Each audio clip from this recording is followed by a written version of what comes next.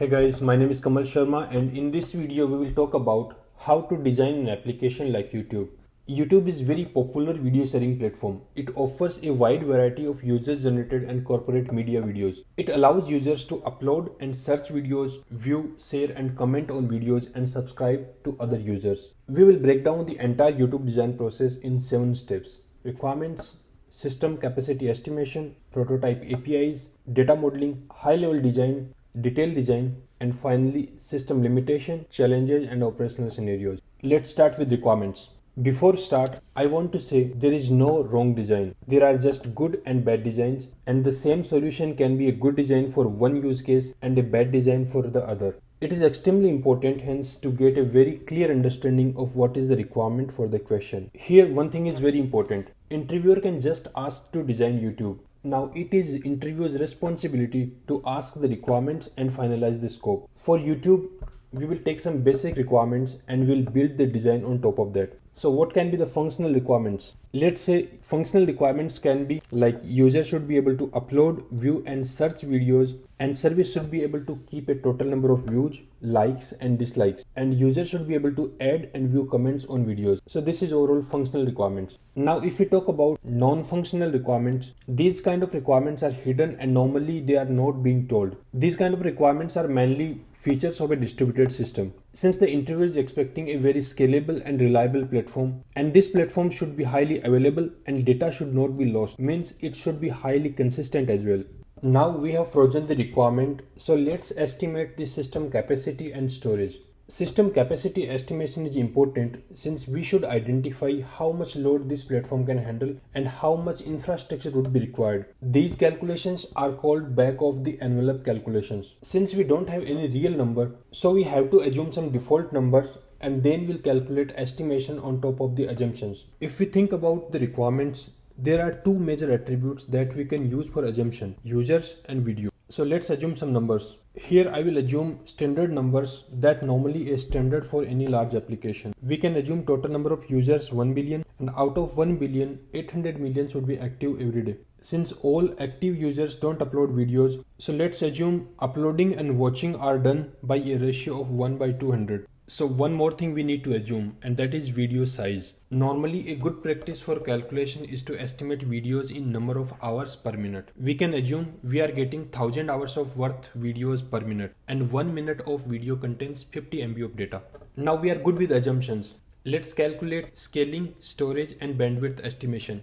If we calculate scaling estimation based on our assumptions, our application would able to handle 80,000 view requests and 400 upload requests per second. For storage, we would need 50 gigs of storage every second. If we calculate bandwidth estimation, we would need ingress bandwidth of 10 gigs per second and egress bandwidth of 2 terabytes per second. This is the basic estimation, but if we go to replication and converting all videos in multiple formats, then storage capacity would definitely change. This estimation would show your understanding about infrastructure need. Now we know how much our application can scale. So now next we will prototype APIs. We can define API prototype as per the requirements. So overall we need 3 APIs for uploading, watching and searching videos, and 2 APIs for adding and view comments. In API prototype, you can mention all the required parameters and return type. If you define APIs in early stage, it will help you in database design. So in next stage, we will talk about database modeling. We have 3 main entities: users, videos and comments. Along with that, our requirement also include likes, dislikes and view per video. Important thing we need to see here is that it is read heavy application. We can store videos on a file system, and video metadata can be stored in a NoSQL type database, and user information can be stored in a SQL type database. We can store video metadata in NoSQL database because it would be easier for data partitioning, since we don't need strong consistency for videos and users can wait for a few seconds for getting available newly uploaded videos. So here we are going to design our users, videos, likes and comments tables. After database modeling, we will talk about high-level design. At a high-level design, we will use all different components and establish relationship with them. So we need application server, database and file storage system where we can store our videos. This design has very bare minimum components. Now YouTube allows multiple formats, so we can use an encoding service that can pick videos one by one and create more videos in multiple formats. Since this process can take some time and we would not want the users to wait so long, so the encoding process can run in the background. background. Let's add the encoding service here. Here we can use any queue service like RabbitMQ, and encoding service can pick videos one by one and create multiple formats. This was the high level design. Now let's talk about low level design or detailed design. Here in detailed design, we need to go to deep dive for each component. Let's see what are the different components and then we'll look into them one by one. I think in the entire design, there are 4 heavy components: database, file storage, encoding service, and application server. We are going to talk about database, file storage, and encoding service here. In the entire process, our focus would be on distributed system design fundamentals like database partitioning, load balance, fault tolerance, etc. So let's talk about database first. There is no standard solution that can fulfill all the requirements, and because of that, it is very common to use multiple databases as per the requirements. User information needs to be very consistent, so we can use a SQL type database. While since video upload and view have a ratio of 1/200 and videos would be searched heavily, so video info can be stored on a NoSQL type database. One major question is commonly asked, and that is how the database would be partitioned. In this case, video table is the biggest table, so let's see how to partition it. We are going to use hash based partitioning here. Every time we receive a video, we would need to calculate a hash value and identify on which server video should be uploaded. We need to find out which column is the most eligible to calculate hash function.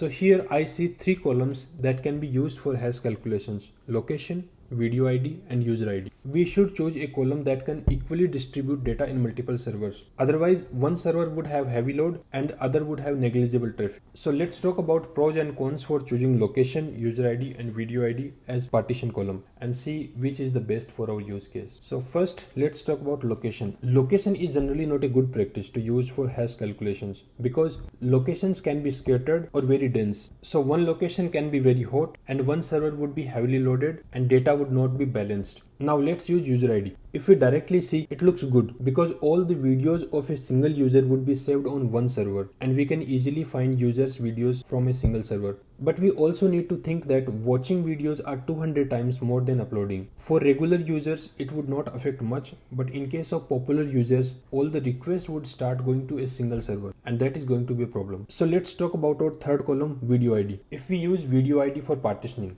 this seems to be more reasonable and videos would be written equally. So what about hot videos? To handle this situation, we can use a cache server that can keep popular videos and would serve directly without hitting the database. One question you might think, why can't we use cache if we use user ID as a hash key? So yes, you can, but I feel it won't be a good idea to keep all videos of popular users in the cache. So we should only keep items in cache that are more frequently accessed. Now let's talk about file storage. There is a very heavy writing in terms of size and reading 50 gigs per second. So I think a distributed file storage system like HDFS is the only solution that will help for writing and reading both. For video encoding, we can use a processing queue platform like PubSub, Kafka, or RabbitMQ. So once a video is successfully uploaded to the server, add a new task to the processing queue where the encoding server would process one by one and transform in multiple formats. Earlier we were talking about cache and CDN. It is considered an industry standard that 20% of users are responsible for 80% traffic. Here videos are accessed most. So if we just identify 20% most search videos and use cache,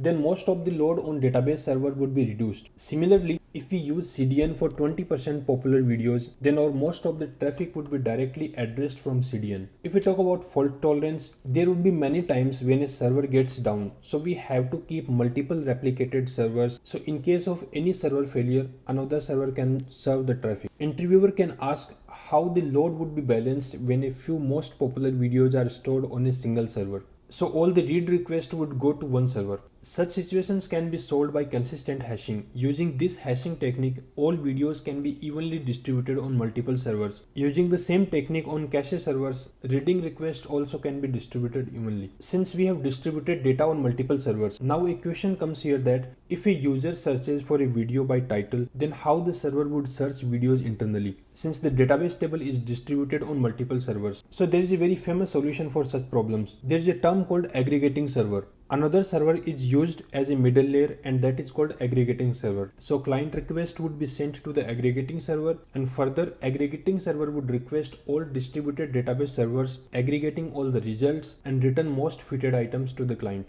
So this was the detailed analysis of high level design. Now next we are going to talk about system limitations and some popular questions. So when you design, a few questions should be asked to yourself, and most of the interviewers would be going to ask you in a design interview.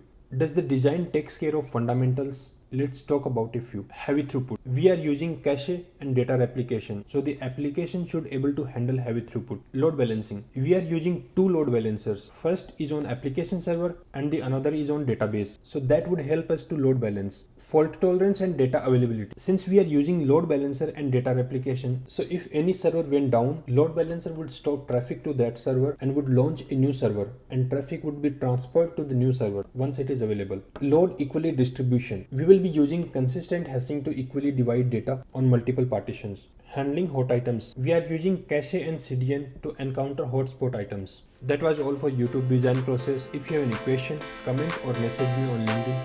Thanks for watching.